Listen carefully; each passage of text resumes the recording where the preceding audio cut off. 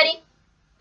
So it is summertime, and some of you probably went abroad, and some of you probably went on a Disney cruise, or some of you went to Disney World, or some of us have no funds, no friends, so we sit around watching anime because why join life when you can watch anime? Yeah, we're digging at the bottom of the barrel of life here. Whatever the case is, not all of us have the funds to do those type of things. So a lot of us sit around and we do nothing except complain or watch anime. And summertime is the best time to do that because summertime anime are sort of like American blockbuster movies. They are huge, they are mindless, they are overhyped, and half the time when you watch them, you love them to death, but then a year later you're like, ha, ha, that sucked. And that's probably why I do not make most hyped up summertime lists for certain years of anime. Because these lists are not really permanent. You like them that summer, and then the next summer you realize, wow, I have terrible taste. However, a lot of times we don't care, so I'm just going to give you my first impression of a brand spanking new summertime anime by a Bandai Visual called Gangsta.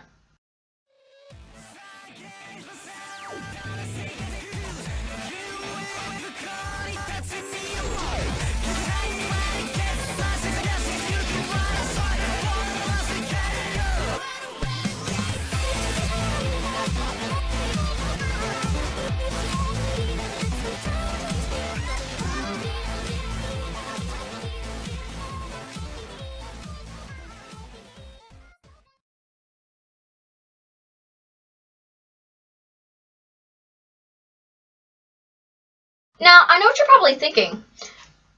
Is it like Boondocks? Do they throw around the N-word a lot and then do a lot of black stereotypes? Because if it is, and I am not black, am I allowed to watch this anime and like it? Or will I be accused later on down the line by some idiot on Facebook or Tumblr that I am appropriating black culture? Because if that is the case, I don't really want to have anything to do with this, because that drama for my mama. You don't have to worry about any of that at all. There are only two obviously black characters within this anime itself, and I haven't seen any stereotypes, so you're good.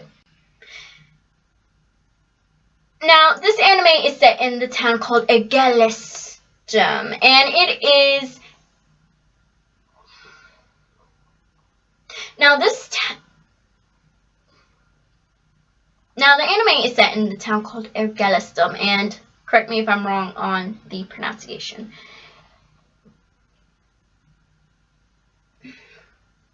Now, the anime is set in the town of Egelistum, where 4 grand mafia families sit down and they rule the town.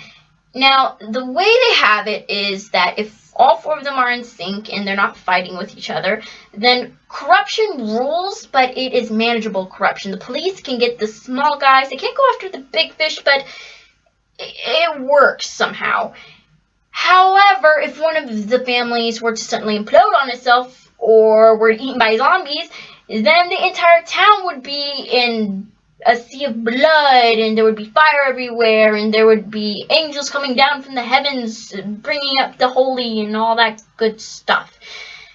And that is why the police have to make sure that everything stays in some form of balance, and that is why they hire our main characters, the handymen. Now, the handymen are not necessarily good, but they're not necessarily evil. The closest thing I can peg them as so far are anti-heroes.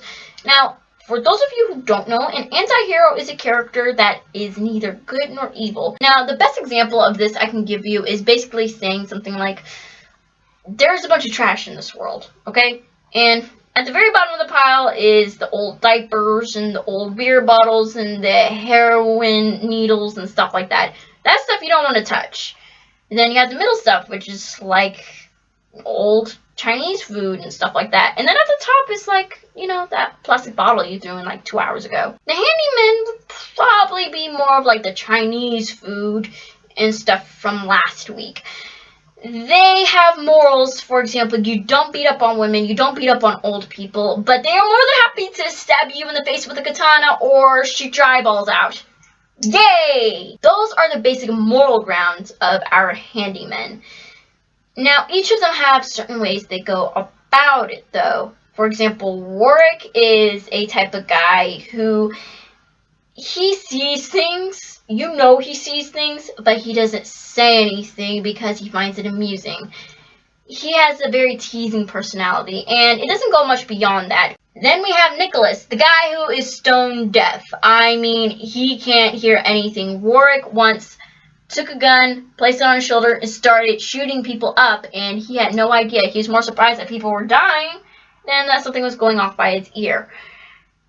And in order to kind of level this out, they have him speaking in sign language, which I know nothing in sign language except for one little phrase. Wait, did you think I was going to do something else? What is wrong with you? However, they do have subtitles up on the screen, which are nice considering I don't know sign language. However, if you are not well versed in Japanese, then you may have a hard time sitting down, reading the subtitles on the bottom, and then reading his subtitles that are on the top of the screen. So that is one word of warning that you have when you go into this anime. You know, aside from the bloods and guts, because, yeah, stabbing people with katanas, that's not warning at all. Now, the only other character of note that is in this anime so far is Alex. Now, she is a prostitute, and it's not portraying it where she just has big boobs and then rubs them all up and down the guy. She has to do actual stuff. They show her doing things. They show her getting hurt. They show... It is almost heartbreaking watching this poor girl on the screen, how many times she gets beat around, how many times that they show an actual prostitute's life. They don't sugarcoat it because it's an anime. They show how it would actually be in that type of situation. So far, we haven't seen that much of her character. She is basically the person that is almost like the audience. She only really exists so far in order for people like Warwick to explain certain things to her. For example, the Twilights and the dog tags and things of that nature. Now, this is an impression and not an actual review. I probably wouldn't normally go into the actual animation, but since there was a certain troll anime that came out, you know the one, then I will tell you about the animation. The animation is pretty freaking realistic. There isn't any of the Bishonen looks in there. There isn't any of the lolicon, Lolita stuff in there either. What you see is probably something close to, if not slightly exaggerated than what you would see in real life. There is, of course, a ton of blood, but it's a seinen anime. What do you expect? But the movements are sort of realistic and not very jerky. They are fluid. The coloring isn't all the way out there. Basically, what I'm trying to say is that they try to keep this anime realistic in some point. Yes, there are scenes where there is a ton of blood and gratuitous amount of violence and stuff like that, but they did their best to keep it within fantasy and within reality, and they found the perfect medium. The music for this anime is good so far. I like how it gets the tone perfect, which I say for a lot of anime, but it is a very big thing. Music's always a kind of cue onto what you should be feeling, and so far they've done a good job. I don't know if they'll add tracks later, but it is there. The opening, to put it mildly, is awesome. And the outro, to put it mildly, is very soothing. Put it simply, when I sat there and watched that awesome intro, then watched the awesome anime, it's nice to sit down and suddenly relax on the outro train. Instead of this awesome roller coaster I've been on this whole entire road and feeling that I just drank a ton of Monster. My mind's about to explode. Finally, the voice acting. So far, it's good. The characters they've introduced, their voices are realistic. And I cannot wait for Funimation to sit down and dub this. They already said, we're dubbing this and we're dubbing Prison School and stuff like that. So this anime, I'm super excited, and I want one person with an Italian accent. Just one person, please. That's all I ask. So, what's my verdict on this anime so far? You might want to consider circling all the little dates on your calendar. Now, normally I wouldn't give that high a suggestion for an anime simply because I like waiting till it's all done and then watching it at my own leisurely pace. But this anime is so much fun. I haven't seen something so fun and interesting and just heartbreaking at times since Attack on Titan. And if you know anything about Attack on Titan, and if you go into the comment section of anything Attack on Titan related, you are going to see a ton of comments saying, oh, well, this happened in an episode, and this happened in the manga, and it's like, don't. I'm going to kill you.